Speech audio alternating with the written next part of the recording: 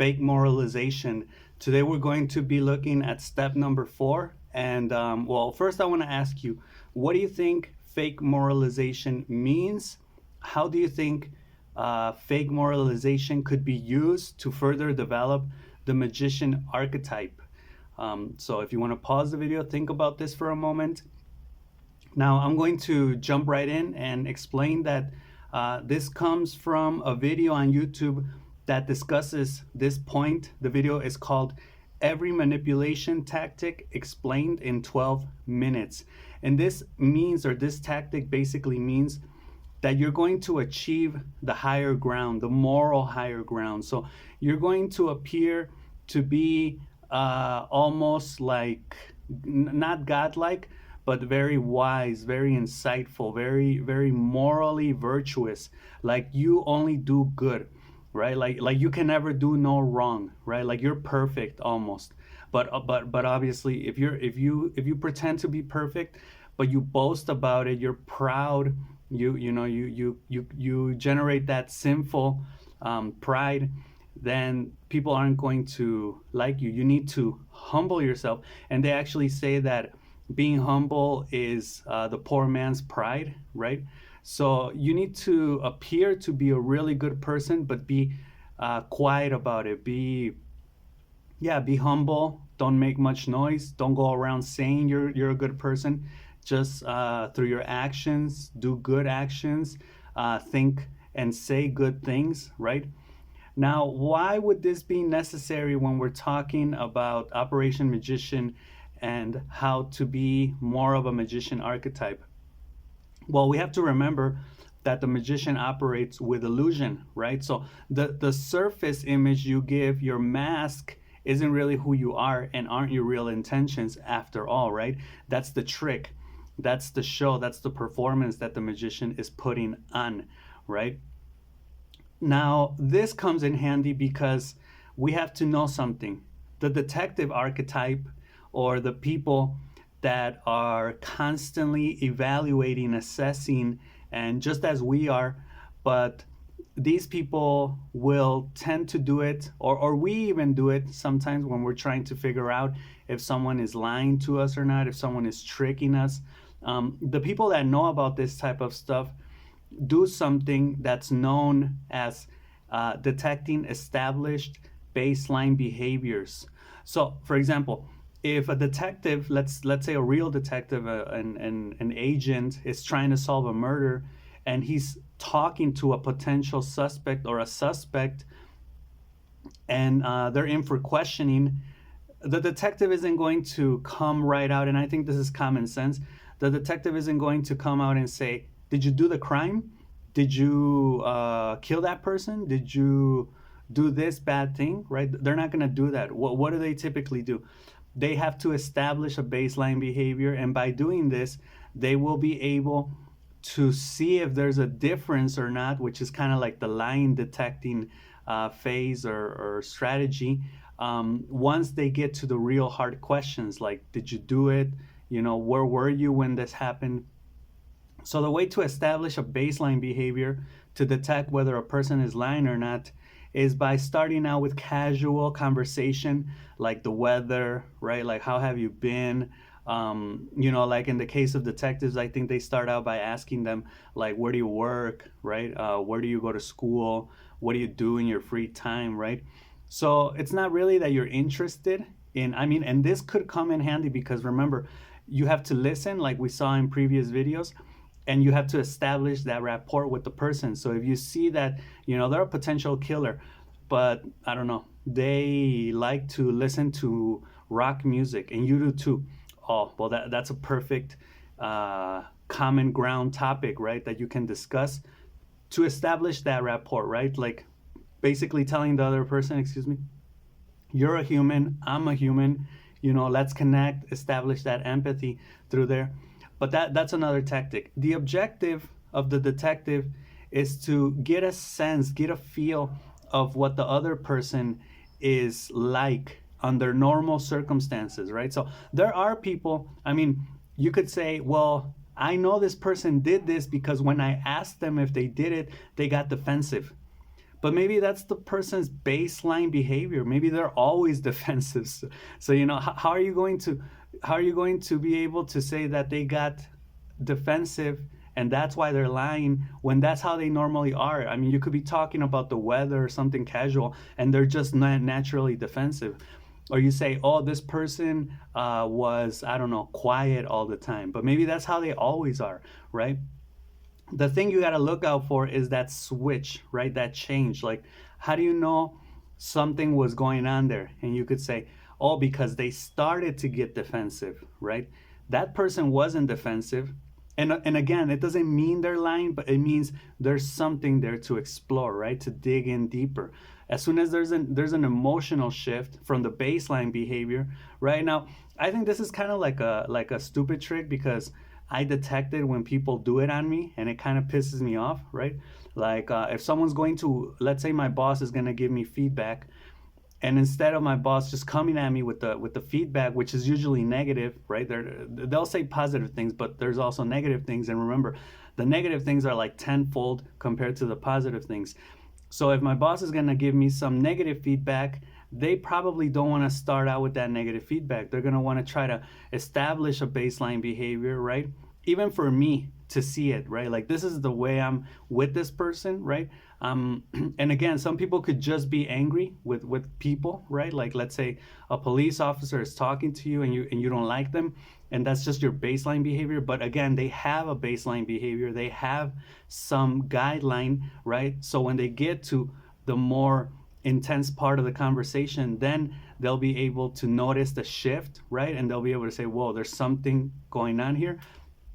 But again, if my boss is giving me feedback, maybe they want to start out by casually talking about whatever, kind of like to get in the mood also of like, this is just a normal situation. We don't have to get angry. Things don't have to, explode or get bad here. We're just gonna, keep it casual.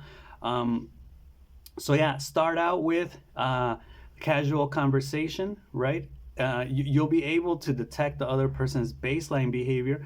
Basically, detecting the other person's baseline behavior or emotional baseline behavior is the normal behavior for the situation, for the moment, for your interaction with that person, or maybe just in general how that person is, right? And then when you get to the hard questions or the hard part of the conversation, if something is there, you'll be able to notice that mood shift, right? Now, again, this is a theory, so I don't really do it, but when people try to do it on me, I catch on to it, right? And I just kind of say, like, let's skip this, the banal talking about the weather. I know you're not really interested in how my life is, like why are you pretending, right? But if you can do it without them really noticing, that's a true magician, right? Because there are people that will try to be magicians, but they suck at it, right? Okay, so how does this tie into the morally superior idea or the fake moralization? Well, when you establish a baseline behavior, not just in one conversation, but overall how you are as a person, people will view you as that person that can do no wrong, right? So you will be able to appear morally superior, and this should be try to get done, or this should be done, if not all of the time, most of the time, right? So the idea is that you transmit yourself as morally superior, humbly, right? Where you only do good things, right? You do good things and you establish this as your baseline behavior from the beginning, right? So then after that, you're able to alter things and redirect yourself as well as people to new terrains, right? That's the idea. Now, when you do this of the redirection, this may surprise people, and this is tied into the last video, which was the caution video. You will get found out, and people may perceive you as being not tricky, but they're gonna notice that change in you, right? Now, the tip here is that then you will appear as well, this is just another part of who I am, right? Like, you saw a part of me, which is the morally superior, the good guy, but now you're starting to see another part of me, which is this, part that maybe got angry, that's redirecting, that's making some changes, that's, acting in a different emotional way. and the person may get confused. But I think that if they have enough tolerance, or if your points with that person have been enough for them to kind of say, okay, I guess I can let one slip, right? Or okay, I understand, you've been a pretty good person all of this time. I guess if you really don't want to do this, or if you oppose yourself to this, or if you oppose yourself to not doing it or doing it, whichever the case may be, then I can go with it, right? Because I've seen that your baseline behavior is you're a good person, so this really must be affecting you, right? Or things like that, right? Power and force will be shown in those moments. You will bring out your magician archetype, but it's sometimes necessary, right? Now, I want to kind of close off this video by just talking about what this really means to achieve the moral high ground. Because in this video on YouTube that I mentioned at the beginning of this video, they talk about how it's really all of the other manipulation tactics like ghosting and yeah, I think there's some other ones like the silent treatment and things like that. They're a little bit, I mean, and this you could take it to the individual level, right? Like one on one, or to a more collective level, right? It doesn't really matter. Because I'm going to give you an example of how the moral high ground is really hard to defeat, and basically the superpowers use it, right? Like the British Empire, or the American superpower that we have nowadays, right? Mm, their justification for doing things, for instance, is a lot of the times, and we see this: democracy, the fight for freedom, the fight for liberty, right? In benefit of the best moral Christian values and virtues, and virtues that are out there, right? In favor of those religious beliefs, right? A lot of the times. And it's good. I mean, you could say, how can you argue with that, right? But it does give you a type of carte blanche to do basically whatever you want, even if it's bad, even if it's questionable, right? And plus, the things that you are doing with good intent and good faith may have negative ramifications, like we've already mentioned in videos past. But it is a hard manipulation tactic. I think, if not the hardest, one of the hardest to take down, because a lot of people are going to view this as good, right? So you just give the surface idea, right? Like, we're doing this in benefit of humanity, right? I'll give you an example of the British Empire. I think when missionaries started to go to Africa to basically convert African people into Christian believers, and Christian religious men and women and kids, they did it under that flag, right? Now, a lot of them were really good, like David Livingstone, but a lot of them, they said, after the missionaries came the traders, right? And the traders were obviously there for power. And then, with trade comes government, because you need to legislate, you need to administrate, the trade and what's happening there. So then comes power, political influence, right? And then comes like oppression, right? Resistance, revolution, crisis, violence, and that's just a nasty cycle. But we don't even have to go that far. Like, just think about someone. If I were to ask you, who is someone that tries to influence other people, or even yourself, tries to manipulate you or others through this like virtuous idea, or these virtuous, like, it's the right thing to do, it's the good that we have in us, and all these type of ideas? Can you think of people like that? I'm sure you can. Some examples are like grandparents. A lot of the times will try to influence their kids and their kids, and just the family in general, and maybe even the people in the community or the neighborhood, through this virtuous like notion, right? Implicit or explicit, right? Like, it's the right thing to do, or they'll shame people that do bad things, right? Because it doesn't live up to their standards, right? And that's the way of influencing. Instructors, teachers do this too, right? Because it's I'm trying to get you to do the right thing, right? Parents obviously do it with their kids too, right? It's the ideology of it is for your own good, right? And it's beneficial in itself, right? It's like the Cantinian categorical. It's something that will benefit you, and it's true because it's true, right? It doesn't need um, a backup argument, right? It makes you a good person. You want to be a good person, right? And we all really know that it's more black and white than that. It's gray. The area in life a lot of times is more complex. It's a lot grayer, especially when we talk about moral. But that's all I got for this video. I just wanted to mention the step number 4, fake moralization. Try to see it in people, implement it as much as you can, because the day you need to be different, or the day you need to do something that goes out of that way, you'll be able to do it more effectively, even though it may cost you a little.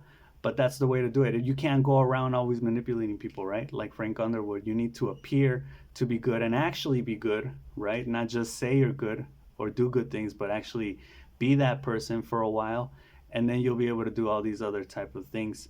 Yeah, the video is called Fake Moralization because at the end of the day, you are trying to achieve other means.